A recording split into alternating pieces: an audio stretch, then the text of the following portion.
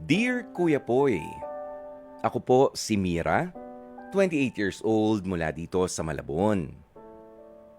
Hindi ko alam kung kailan ako nagsimulang maging tanga sa relasyon namin ni Dennis.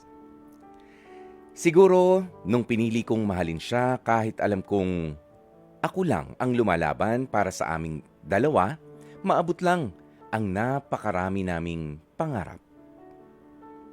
Sa totoo lang, Kuya Poy, lahat na yata ay ginawa ko para kay Dennis. Pati nga ang paglo-loan sa trabaho ay kinuha ko na para lang may pang-date kami ni Dennis. Para lang maramdaman niya na hindi ko siya ginagamit at masabi namang naglalabas rin ako ng pera.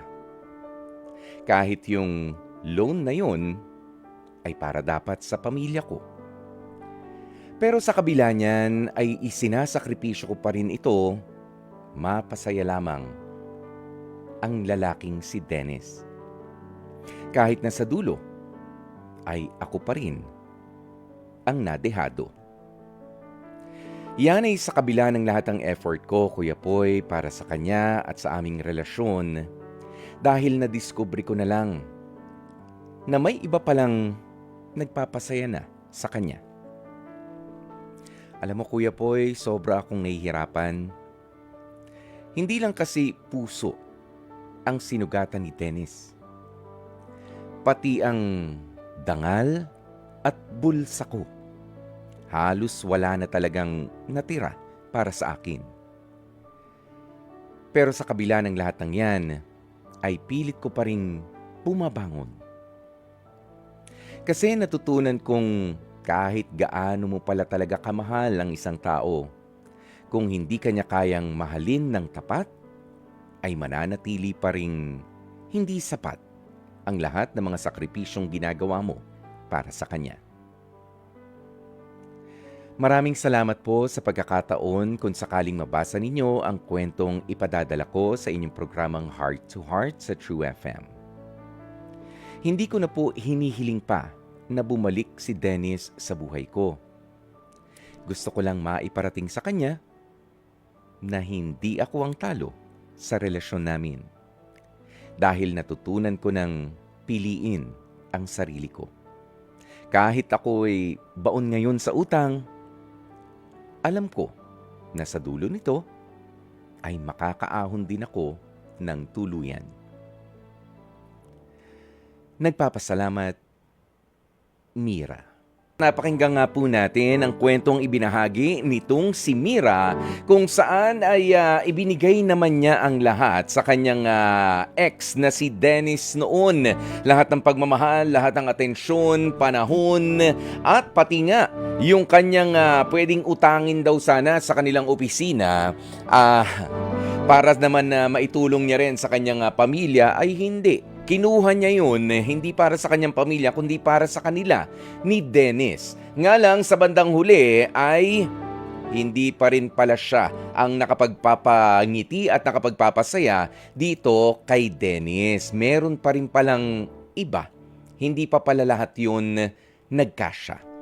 Alam mo, Mira, hindi man maganda ang naging karanasan mo sa ex mo na si Dennis, natutuwa pa rin ako doon sa bandang huli ng iyong kwento na sinabi mo na hindi ko naman po hinahangad na magkabalikan pa kami ni Dennis, maibalik ang aming pagtitinginan para sa isa't isa. Bagkus, ang sinabi mo, Mira, ay gusto ko lang sabihin kay Dennis na natuto ako dahil sa karanasan na ibinigay mo sa ating pag-ibig. Ayan. Mas pinili na matuto nitong si Mira at gusto niyang maiparating kay Dennis na hindi siya o hindi si Mira ang talo sa relasyon. Dahil sa karanasang yun, natuto raw itong si Mira na piliin din ang kanyang sarili. Kahit pa nga ho hanggang ngayon nagbabayad ng utang itong si Mira, dahil sa kanilang pagsasaya noon ni Dennis, biruin mo, nangutang ka pa para maging masaya kayong magkarelasyon. Ngayon, ikaw lang yung nagbabayad ng utang. Oo, ay nako. Ay siya, sige, bago po natin ipagpatuloy yan, basahin muna natin ang ilan sa inyong mga komento at mga reaksyon. Sabi ni Jude, alam mo Mira, sa totoo lang, malaking problema sa relasyon yung utang. Sana bago ka magkaroon ng jowa, kung nasa trabaho yung sweldo mo, ay pinag-iipunan mo kahit konti lang. Yung calamity loan ay ayan, ipinauutang para may panggastos kapag may nangyari sa lugar ninyo sa kapag merong sakuna, merong ipanggagastos. Kung ako sa iyo Mira, pagdating sa pera, unahin mo ang sarili mo at pamilya mo bago ka makipaggastos ng pera para sa jowa mo. Ayan, actually may maganda yung puntong ito ni Jude, na kapag dating naman dyan sa mga calamity loan, salary loan, lalo kung hindi mo naman kailangan, inire-reserve yan doon sa mga emergency. Okay, in cases of emergency, pero ipinang-date Ipinang-date ba yan?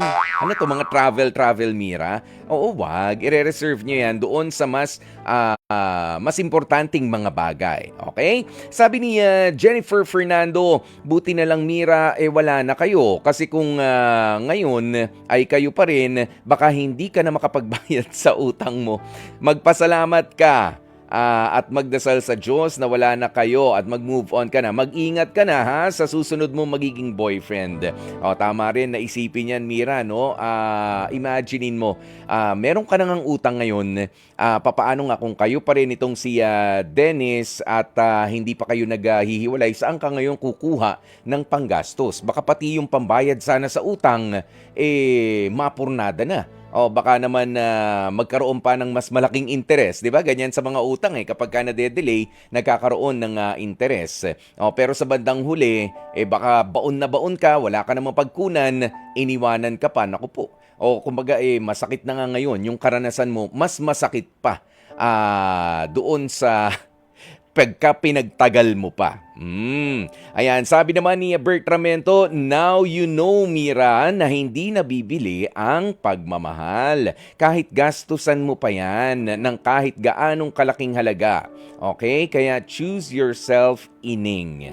Opo. At merong nga ring anggulo na ganyan, Mira, dito sa ano natin, dito sa kwentong ibinahagi mo sa atin, na para bang binibili mo ang kasiyahan, ang pagmamahal ng partner mo. Well, in fact, kapag you are in a relationship, kahit nga hindi ka gumastos, kahit singkong duling, basta magkasama kayo, masaya.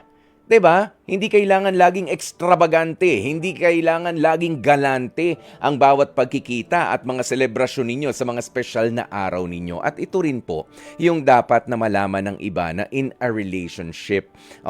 Do not try to bribe or buy yung kaligayahan ng inyong partner. Yung iba kasi dinadaan-daan sa regalo. Ayan, yung iba ay dinadaan-daan sa pa-travel. 'Di ba? Yung iba talagang talagang rekta na. Bigayan na ng pera. Hindi po ganoon. Bagaman kailangan natin yan ng panggastos, mapapangiti tayo sandali kapag meron nga po tayong mga na ipambibili o naiipon. Ayan, iba pa rin kapag yung mga emosyon natin ang inilalagay talaga natin sa mga pagkakataon na mga puso natin na nag-uusap at hindi yung mga bulsa. Oo. Alam nyo, hindi rin po maganda kasi na para nyong itine-train ang inyong mga sinasanay o pinamimihasa yung mga kapartner na, sige basta kapag kinulang ako ng oras sa'yo, bibilang kita ng ganito. Sige na, huwag ka na magalit. Yan, yung mga ganyan. Di ba may suhol, may panunuhol na ganyan. Pero, nagde-deteriorate na pala yung pagmamahal. Sa mga susunod, okay, tatanggapin ko yung material na bagay, napapasaya ako niyan temporarily, pero your presence, your time is the best gift pa rin. 'Di ba? Baka dumating yung panahon na meron ka ng panahon, meron ka ng oras na i-spend sana sa kanya, meron ka ng time. Baka hanapan ka na ng, ba't nandito ka? Bili mo muna ako ng nang ganyan, papaano kapag medyo mahina ang kita. Oh, yan na nga, mangungutang na, Mira. 'Di ba para mapasaya lang yung partner natin. Oh, maraming aspeto sa pag-ibig natin na hindi talaga mabibili ng pera. Okay? Ah, sabi ni Trina Loresca, okay naman na kasi yung kiss sabay hug. Ayan, ganyan. 'Di ba? Kiss na may yakap. Yun na lang para mas malinaw. Mm. O sige. Ayan, pero eto lang rin, Mira, ano, madalas sabihin nung iba at sa mga comment section, sa mga reaksyon mula pa dati, lagi ko naririnig na kapag ka ganito, na pag naiiwanan ka ng partner mo at sinabi mo na ibinigay ko ang lahat sa'yo, ipinangutang pa kita pero hindi ka naging masaya, marinig natin sa kanila yung mga kataga na wag mong ibibigay lahat sa pag-ibig. Magtira ka ng para sa sarili mo. 'Di ba may mga ganun na sinasabi. Pero alam nyo, magandang pakinggan. Kung tutuusin yung paalaalang yan. Parang tama, pero hindi. Bakit? Alam nyo, because love doesn't work that way.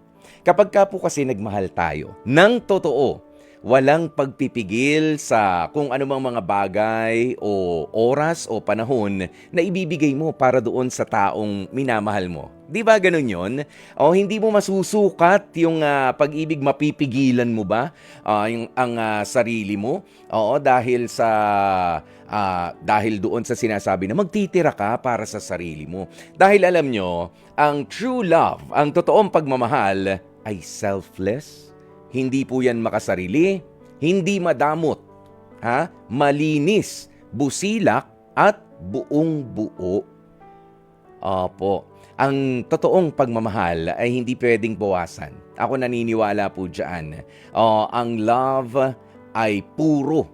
Love is pure. Hindi nasusukat po yan. Nga lang, kapag ka ikaw ay napunta talaga sa maling tao,